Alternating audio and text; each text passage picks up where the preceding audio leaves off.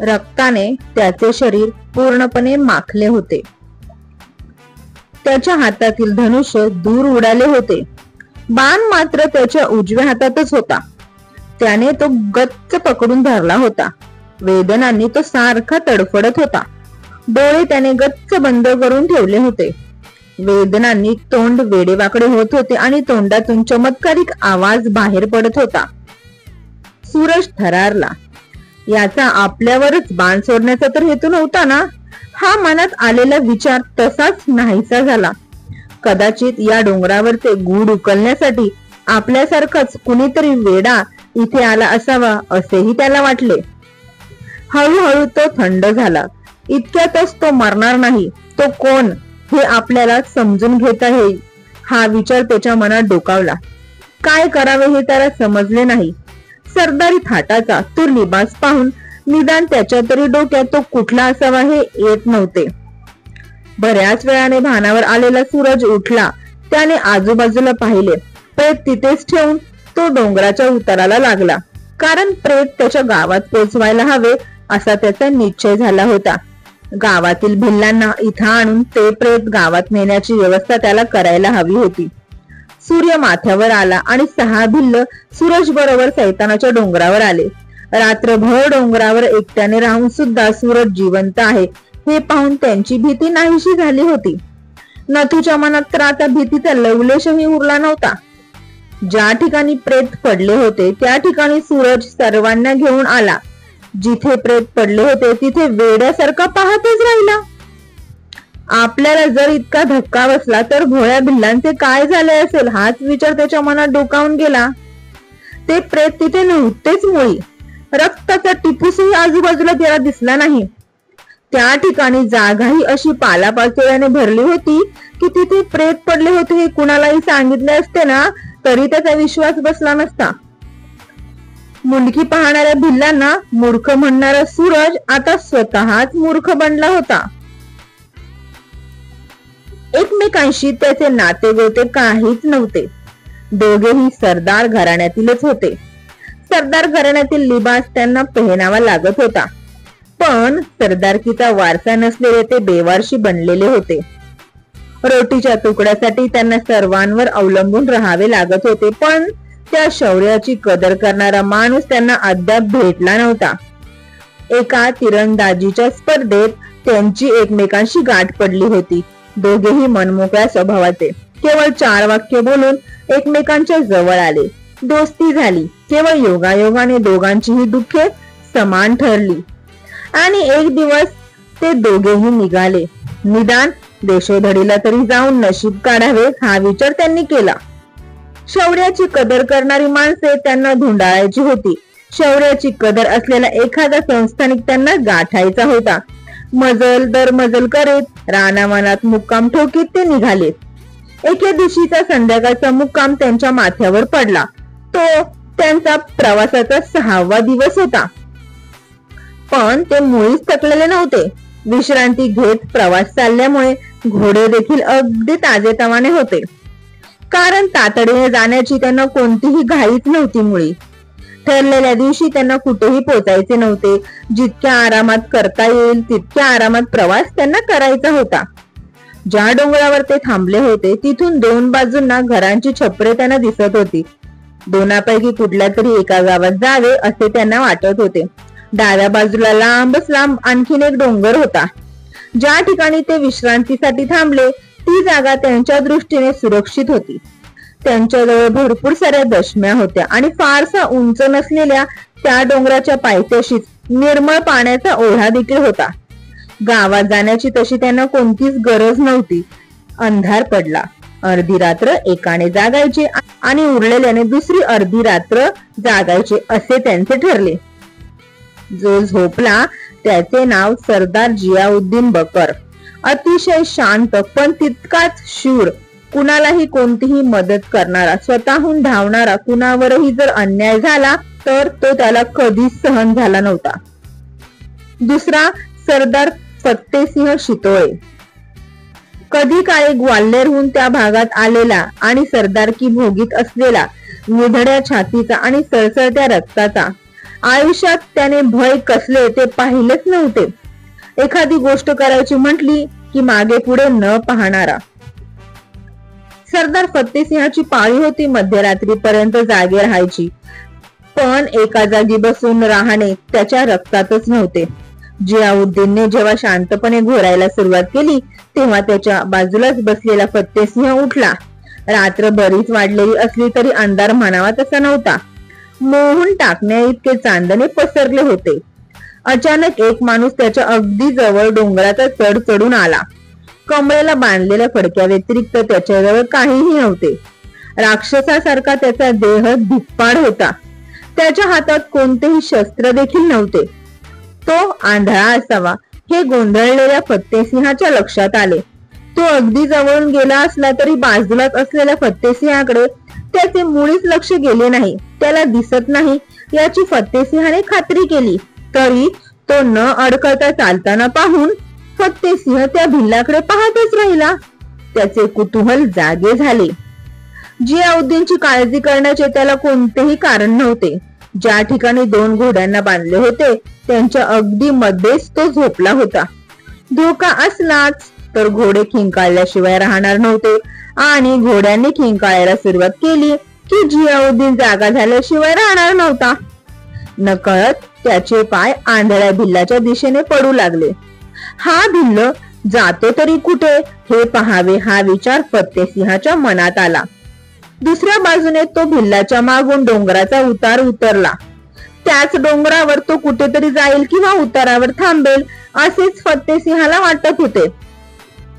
आपण मागे फिरावे असा विचार देखील त्याच्या मनात आला आणि आलेच आहोत तर आणखी पुढे जावे, त्यामुळे फारसे काही बिघडणार नाही हा विचार करून त्याने चालायला सुरुवात केली. बरेच अंतर काढल्यानंतर जेव्हा त्याने दुसरा डोंगर चढायला सुरुवात केली तेव्हा मात्र फत्तेसिंहाला आपण मागे फिरावे असेच वाटू लागले. इतके दूर आलोच आहोत, डोंगराच्या माथ्यापर्यंत जायला काय हरकत आहे हा विचार त्याने केला. बेधडक त्याने डोंगर चढायला सुरुवात केली. चांदण्यात चालणारा भिल्ल त्याला स्पष्टपणे दिसत होता. ज्या गतीने तो भिल्ल डोंगर चढत होता ती गती पकडणे त्याला तरी शक्य नव्हते. तो भिल्ल खरोखरीच आंधळा आहे का आंधळा असून त्याच्या नजरेत दैवी शक्ती आहे हा विचार करीत तो डोंगरावर चढला. एकाएकी तो दचकला. डोंगरावर आणखीन एक माणूस त्याने पाहिला. तो भिल्ला आहे असे त्याला वाटले, पण दोन्ही भिल्लात फार मोठा फरक होता. आंधळ्यासारखा चालत गेलेला भिल्ल कोळशासारखा काळा कुळकुळीत होता, तर त्या डोंगरावर उभा असलेला भिल्ल मात्र गोरापान होता. दोघेही एकमेकाशी काहीतरी बोलतील असे फत्तेसिंहाला वाटले, पण जेव्हा तो भिल्ल तसाच पुढे निघून गेला तेव्हा उतारावरून एकदम वर येण्याची हिंमत फत्तेसिंहाला झालीच नाही.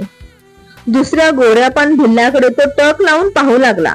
रात्र किती झाली याचेही भान त्याला राहिलं नव्हतं. जेव्हा आंधळ्या भिल्लाच्या मागून राजबिंड्या व्यक्तिमत्वाच्या भिल्लाने चालायला सुरुवात केली तेव्हा त्याच्या चालण्याचा रुबाब आणि त्याच्या अंगावरचे भिल्लासारखेच वाटणारे कपडे पाहून तो भिल्लांचा राजा असावा असे फत्तेसिंहाला वाटले. दोघेही जेव्हा गर्द झाडीत शिरले तेव्हा दबकत दबकत त्यांच्या दिशेने पुढे सरकायला सुरुवात केली. 100-1 पावलं तो गेला नसेल तोच तो गडबडला. आपण उगाच या ठिकाणी आलो असेच त्याला वाटले. त्या ठिकाणी अंधार इतका होता की समोरचे काहीच दिसत नव्हते. दोघेही भिल्ल कोणत्या बाजूला गेले हे त्याला समजत नव्हते. असेच मागे फिरावे हा विचार त्याच्या मनात आला, पण मनातील कुतूहलाने त्याला मागे काही फिरू दिलेच नाही. अंदाज घेत घेत आणि पावलांच्या आवाजाचा वेध घेण्याचा प्रयत्न करीत एक एक पाऊल तो पुढे टाकू लागला, पण कशाचाही मागमूस त्याला लागला नाही. एकाएकी त्याची छाती दबकल्यासारखी झाली. शरीरावर सरसरीत काटा उभा राहिला. वाघाने ठोकलेले भयानक आरोळी ऐकून कापरे भरल्यासारखे त्याचे शरीर थरारले. झटक्यात त्याने डाव्या हातात धनुष्य घेतले. कोणत्याही क्षणी आपल्यावर हल्ला होईल, कोणत्याही क्षणी डरकाळ्या फोडलेला वाघ आपल्यावर झेप घेईल हाच विचार त्याला सतावीत राहिला. माघारी फिरण्याचे देखील धैर्य त्याला झाले नाही. उजाडले आणि धोका नाही असे त्याला वाटले. आजूबाजूला कुणीही दिसत नव्हते. हळूच त्याने गर्द झुडुपातून बाहेर पडण्यासाठी पहिलेच पाऊल टाकले आणि त्याच वेळी त्याने धनुष्याला बाण देखील लावला. आणि त्याच वेळी काय घडलं हे त्याच्या लक्षात आलेच नाही. टप असा आवाज त्याच्या कानात शिरला आणि नकळत त्याच्या तोंडून एक किंकाळी बाहेर पडली. आपल्या छातीत बाण शिरलेला आहे हे जेव्हा त्याला समजले तेव्हा स्वतःचे तडफडणे त्याला आवरता आले नाही. आपण कशाने जागे झालो हे सरदार जियाउद्दीनच्या लक्षात आले नाही. घोडे खिंकाळले पण त्याहून वेगळा असा आवाज झाल्याचे त्याला जाणवले. तो कानोसा घेऊ लागला. आपले हृदय कोणतेही कारण नसताना का धडधडते हे सुद्धा त्याच्या डोक्यात शिरले नाही. फत्तेसिंह जवळपास नाही हे बऱ्याच उशिरा त्याच्या लक्षात आले. नंतर कोणताही आवाज त्याला ऐकू आला नाही. रात्र अद्याप बरीच उरली होती. त्याच्या डोळ्यावरची झोप तर पार नाहीशी झाली होती. नाहीतरी मध्यरात्रीनंतर फत्तेसिंह झोपणारच होता आणि जियाउद्दीन जागा राहणार होता. प्रथम त्याने हलक्या आवाजात हाका मारून पाहिल्या पण कुणीही ओ दिली नाही. नाहीतरी फत्तेसिंहाशिवाय कोण असणार होतं तिथे. पहाट झाली. फत्तेसिंह जवळपास कुठेतरी गेला असेल हा विचार करीत जियाउद्दीन बकर बसून राहिला. हळूहळू उजाडू लागले तसे मात्र त्याला चिंतेने घेरायला सुरुवात केली. उठून आजूबाजूला नजर फिरवीत त्याने जोर जोरात हाका मारायला सुरुवात केली. ऊन तापू लागले तसा तो अधिकच बेचैन झाला. अगदीच अनोळखी असा तो भाग होता. त्या भागात एकट्याने फिरणे अतिशय धोक्याचे होते. काय करावे हे त्याला समजत नव्हते. दूरवरची घरे आताही त्याला स्पष्टपणे दिसत होती पण ती घरे दिसतात वाटतात तितकी जवळ नाहीत हे जियाउद्दीनने ओळखले. घोडा न घेता फत्तेसिंह इतक्या दूरवर जाणे त्याला शक्य वाटले नाही. जायचेच असते तर तो काहीही न सांगता रात्रीच का बरं गेला असता. त्याला काही धोका तर नाही ना झाला. सूर्य बराच वर आला आणि पलीकडच्या डोंगरावर त्याने कसली तरी हालचाल पाहिली. कुणीतरी त्या डोंगरावर असावे हे त्याच्या लक्षात आले पण झाडाझुडुपामुळे काहीच कळत नव्हते. आपण त्या ठिकाणी जावे काय हा विचार त्याने केला पण धीर झाला नाही. शेवटी दोन्ही घोडे घेऊन तो डोंगराच्या दुसऱ्या बाजूने खाली उतरला. उजव्या बाजूला ते गाव दिसत होते. त्या गावाच्या रोखाने तो निघाला तेव्हा तो घाबरला होता. फत्तेसिंह कदाचित जिवंत नसावा असेही त्याला वाटत होते. तसाच तो दुसरे लहान टेकाड चढला आणि दूरवर पळतच राहिला. 3 भिल्लांनी कुणाला तरी उचललेले आहे आणि सावधगिरीने ते डोंगराचा उतार उतरत आहेत याची जाणीव जियाउद्दीनला झाली. घोड्यावर बसलेला जियाउद्दीन थिजल्यासारखा झाला. समोर जे दिसले ते पाहून बसलेला आघात तो सहन करू शकला नाही. अंगावरचा लिबास पाहूनच त्याने फत्तेसिंहाला ओळखले. त्याच्या छातीत बाण शिरलेला आहे हे ओळखायला त्याला उशीर लागला. सर्वजण गावाच्याच रोखाने चाललेले आहे याची खात्री पूर्णपणे त्याला झाली. आपण घाईघाईत त्या गावात गेलो नाही हेच समाधान त्याही परिस्थितीत त्याच्या मनात चलत होते. आपण जर पुढे गेलो तर आपली देखील अवस्था फत्तेसिंहासारखीच होईल हा विचार त्याच्या मनात आला. तसाच तो फत्तेसिंहाचा घोडा घेऊन माघारी फिरला. ज्या ठिकाणी त्याने रात्री मुक्काम केला होता त्याच ठिकाणी दोन्ही घोडे आणून बांधले. ज्याने फत्तेसिंहाला ठार केले त्याच्यावर सूड उगवल्याशिवाय ही जागा सोडायची नाही असा ठाम निश्चय त्याने मनाशी केला. उजाडलेला दिवस मावळला पण त्याने जागा काही सोडली नाही. रात्री चांदण्यात पाहिलेला धनुष्य खांद्याला लावलेला भिल्ल अधूनमधून त्याच्या डोळ्यापुढे उभा राहू लागला. कदाचित त्यानेच फत्तेसिंहाला ठार केले असेल याची जाणीव त्याला सारखी होत राहिली. अख्खा दिवस तो पलीकडच्या डोंगरावर होणारी हालचाल न्याहाळू लागला. सूर्य पश्चिमेकडे झुकू लागला. तेव्हा जी हालचाल सुरू झाली ती हालचाल रात्र पडायला आली तरी पुन्हा काही दिसून आली नाही. मावळते सूर्याच्या उन्हात तळपणारी दूरच्या गावातील छपरे तो पाहत राहिला. डोंगराच्या पलीकडून फत्तेसिंहाचे प्रेत घेऊन निघालेले भिल्ल नेमके कोणत्या गावात गेले असतील हाच विचार त्याच्या मनात थैमान घालू लागला. विचाराने भरलेल्या डोक्यातून कोणताही निर्णय होणे शक्यच नाही. अंधार पडल्या पडल्यास तो उठला. दशम्या खाऊन घेण्याचा विचार मनात आला पण त्याने तो लगेच झुगारून दिला. आपण समोर येईल त्या गावात जावे. एकटा दुखता भिल्ल दिसला तर त्याला पळवून न्यावे. आपल्याला हवी असलेली माहिती काढून घ्यावी हाच विचार त्याच्या मनात पक्का झाला. फत्तेसिंहाला कुणी ठार केले हे शोधून काढण्याची त्याची तयारी झाली. एकाकीपणाने बेचैन बनलेले त्याचे मन निर्धाराने घेऊन त्याला उभे ठाकले. पलीकडच्या डोंगरावरून न जाता त्याने फार मोठा वळसा घेऊन टेकडावर असलेल्या घरांच्या रोखाने चालायला सुरुवात केली. ती घरे किमान कोस दीड कोस अंतरावर तरी असावीत हे त्याने गृहीत धरले होते, पण ती घरे त्याहून दूर असावीत हा विचार टेकाड ओलांडताना त्याच्या मनात आला. कदाचित गावातील अस्पष्टशा उजेडामुळे ती गावे दूर दिसत असावीत, फार मोठे अंतर असल्याचा भास होत असावा हा देखील विचार त्याने केला. चांदणे तसे अगदी कालच्या सारखेच होते. सभोवताली बारकाईने पाहत जियाउद्दीन त्या भयान अशा वाटेने झपाझप चालत होता. चालता चालताच तो थबकला. अनामिक भीतीने त्याचे सारे शरीर शहारल्यासारखे झाले. अस्पष्टसा पावलांचा आवाज त्याला जाणवला. पायात जोडे नसलेला माणूस काट्याकुट्या आणि पाल्यापाचोळ्या तुडवीत आपल्या डाव्या बाजूलाच चालत असल्याचे त्याला दिसून आले. त्या भिल्लाकडे जियाउद्दीन पाहतच राहिला. त्या भिल्लाच्या खांद्याला धनुष्य होते तर पाठीला बाणांचा भाता. अगदी भयान अशा भागात वावरत असताना देखील तो भिल्ल आजूबाजूला पाहत नव्हता. अगदी नाकापुरचा रस्ता धरून तो चालत होता. तो कुठून आला असावा याचा अंदाज जियाउद्दीनने घ्यायला सुरुवात केली. जियाउद्दीन आता अतिशय शांत झाला होता. या भागातली माणसे अशी कशी बरं? वाटसरूंना ठार करण्याचे त्यांना कारण काय? याच विचाराच्या वादळात तो होलपटत उभा होता, समुद्राच्या लाटात सापडलेल्या ओंडक्यासारखा.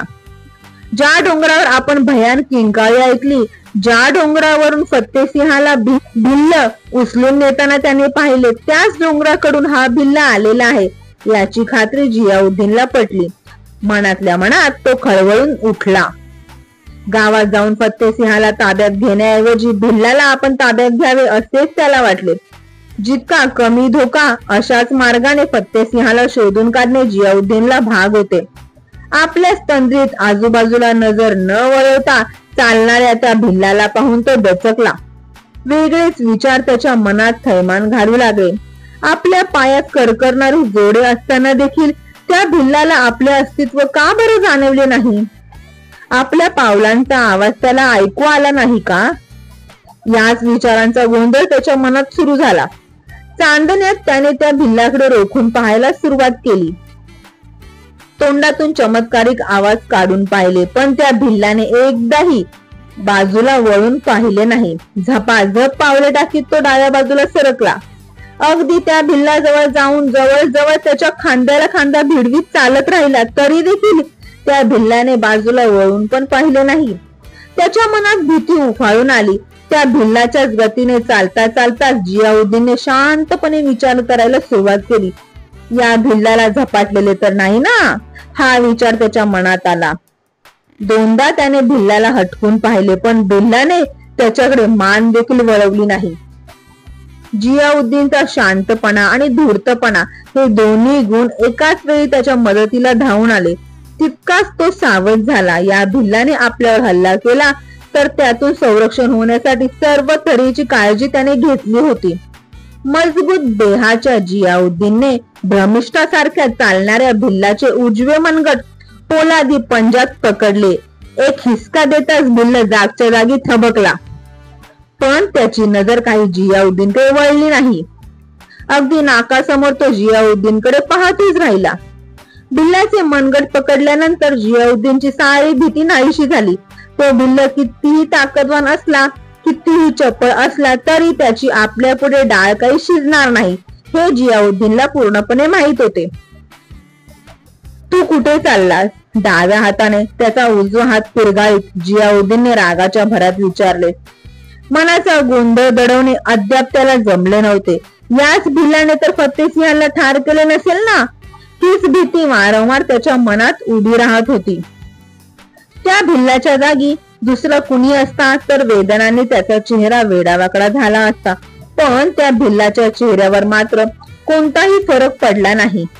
काहीही घडले तरी तो समजण्याच्या परिस्थितीत नाही हे जियाउद्दीनने ओळखले आणि हाताला धरूनच त्याला खेचीत न्यायला सुरुवात केली. आता नाही तर नाही, निदान उद्या परवा तरी तो पूर्णपणे शुद्धीत येईल. आपल्याला हवी ती माहिती तो देऊन जाईल. याच एका आशेने तो भ्रमिष्ठासारख्या चाललेल्या भिल्लाला एक हात धरून ज्या वाटेने तो आला होता त्याच वाटेने परत निघाला. सूरज समोर बसवलेल्या तिघांकडे आळीपाळीने पाहत होता. त्या तिघांची अवस्था वाईट होती.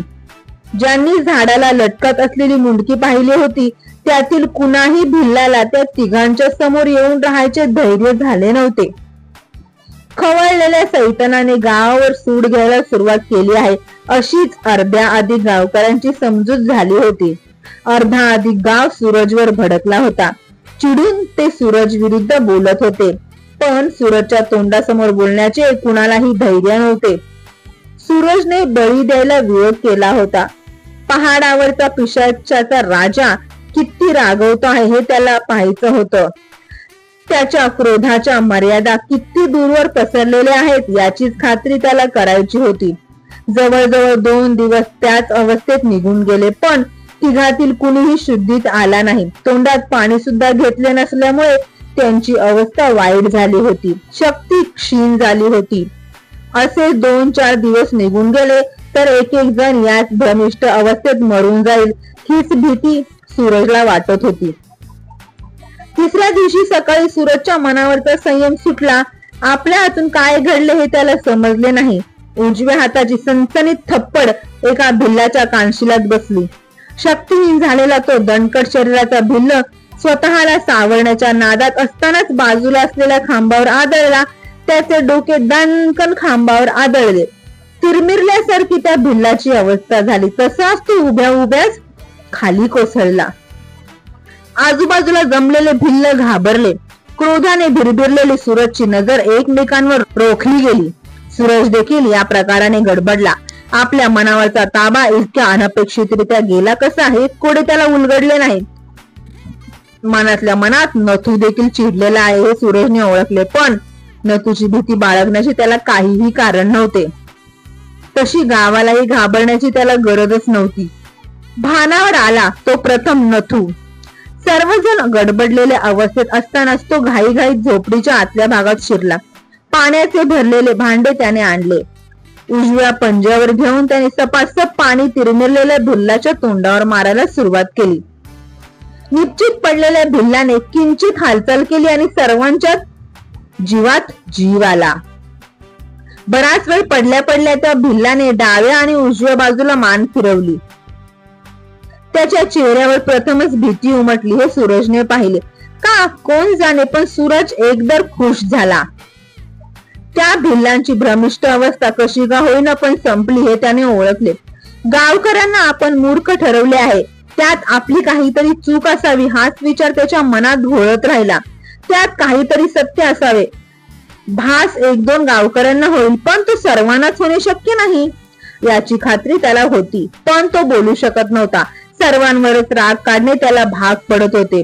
जे आपल्याला समजत नाही त्याच्या बाबतीत कोणताही पूर्वग्रह करून घ्यायला त्याची तयारी नव्हती. सूरजने इतर दोघांकडे पाहिले. त्यांच्याही थोबाडीत एक ठेवून द्यावी की काय हाच विचार त्याच्या मनात आला, पण त्याची पूर्वीसारखी मनस्थिती राहिली नव्हती. उगाच चिडून तो दोघातील कुणाही भिल्लाला मारू शकत नव्हता.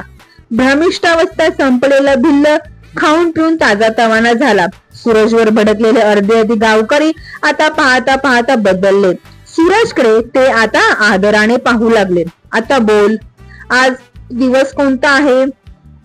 भ्रमिष्ठावस्था संपलेल्या त्या भिल्लाला सूरजने विचारले. सोमवार. फारसा विचार न करता त्या भिल्लाने उत्तर दिले. त्याचे ते उत्तर चुकीचे होते, तरीही ते ऐकून सूरज खुश झाला. हा भिल्ल खरोखरीच भ्रमिष्ठ अवस्थेत होता याची पुरेपूर खात्री त्याला झाली. काल संध्याकाळी तुम्ही 7ही जण गप्पा मारत बसला होता असं सूरजने विचारले. ही घटना रविवारची होती ना? आणि सूरज प्रश्न विचारित होता. शुक्रवारी. जवळजवळ 5 दिवसानंतर तो भिल्ल माणसात आला होता. आज सोमवारच आहे ही त्याची समजूत सूरजने तशीच राहू दिली. नंतर काय घडलं ते सांग. आम्ही सर्वजण सैतानाच्या डोंगरा शेजारी असलेल्या टेकडीजवळ गेलो. दोघांना शिकार करण्याची कुमकुमी आली. फिरत फिरत तसेच आम्ही सैतानाच्या डोंगरावर आलो. त्यावेळी तुम्हाला भीती वाटली नाही का? अधून मधून आम्ही त्या डोंगरावर जात होतो. एकटा दुकटा असला तर मात्र तिथे कुणी जात नाही. आम्ही 7 जण होतो. सैतानाच्या डोंगरावर काय बरं घडलं? शिकार आमच्या हातातून निसटली. आम्ही शोधाशोध करीत असतानाच आम्हाला कुणीतरी हाक मारित असावं असं वाटलं. बोलता बोलता त्या भिल्लाच्या चेहऱ्यावर पसरलेली भीती दिसून आली. कोणते तरी चित्र तो डोळ्यापुढे आणत असल्याचे सूरजला जाणवले.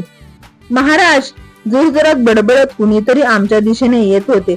त्याच्या पायातले जोडे करकरत होते. कुणीतरी गावातलाच त्या ठिकाणी आला असावा असं आम्हाला वाटलं. बोलता बोलता तो भिल्ल थांबला. काहीतरी आठवण्याचा तो प्रयत्न करीत होता. आजूबाजूला आपलीच माणसे आहेत हे पाहून मनात घुसू पाहणारी भीती दूर करण्याचा प्रयत्न करत होता. पुढे काय झालं? सूरजने कुतूहलाने विचारलं. काहीही न बोलता एकमेकांकडे पाहत राहणे निदान या परिस्थितीत तरी त्याला शक्य नव्हते. त्यावेळी फिक्कट तांडवणं पडत होतं. करकरणारी जोडे गर्द रानातून बाहेर पडले. धिप्पाड असा एक माणूस आमच्या समोर येऊन उभा राहिला. बोलता बोलता त्या भिल्लाचे शरीर शहारले. जो माणूस त्यांच्या समोर आला तो तितकाच भयंकर असावा ही जाणीव सूरजला झाली. अधूनमधून आपण प्रश्न विचारल्याशिवाय स्पष्टपणे तो काही सांगणार नाही. अधूनमधून सारखा घाबरत राहील. आपल्याला हवे ते समजणार नाही हीच चिंता सूरजच्या मनात उभी राहिली. त्या माणसाला तू ओळखतोस? नाही, मी त्याला यापूर्वी कधीही पाहिलं नव्हतं. डोक्यावर भल्ला मोठा फेटा होता. त्याची दाढी छातीपर्यंत आली होती. त्यांच्या मिशा कानापर्यंत गेल्या होत्या. खाऊ का गिळू या नजरेने तो एकेकाकडे पाहत होता. त्याची नजर भयंकर होती. आम्ही जागच्या जागीच खिळून होतो. पुढे जाऊन काहीही विचारण्याची हिंमत आमच्यात नव्हतीच.